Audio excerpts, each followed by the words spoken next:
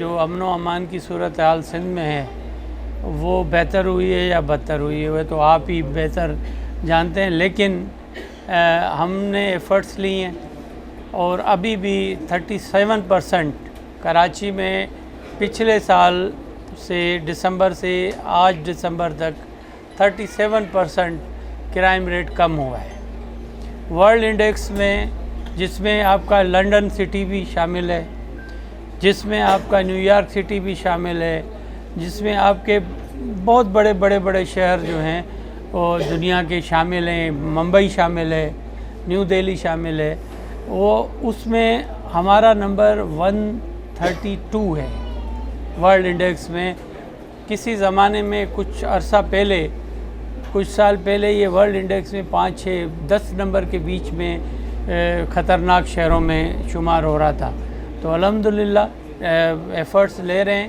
آپ سب لوگوں کی مہربانی ہے کہ آپ لوگ آئیڈینٹیفائی کرتے ہیں ہمیں۔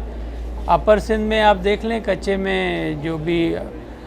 کچھ ہم نے ایک پالیسی لائے کہ جو بھی ڈاکو سرنڈر کرنا چاہتا ہے، اپنے قومی دھارا میں آنا چاہتا ہے، وہ آ کر کورٹ آف لا میں پیش ہو اور اپنے بچوں کی زندگی بہتر گزارے، اور کورٹ میں اگر وہ انوسنٹ ہوتا ہے یا جو بھی ٹرائل ہے اس میں اگر وہ ریلیز ہوتا ہے تو اپنا ایک عام شہری کی طرح وہ زندگی گزارے۔ تو کچھ نے تو اس میں آپشنز آپٹ کیے، اور ابھی بھی لائن اپ ہوئے ہیں کافی ڈاکو جو کہ قومی دھارا میں آنا چاہتے ہیں، اور وہ ٹائم ٹو ٹائم انشاءاللہ آ جائیں گے۔ کچھ نے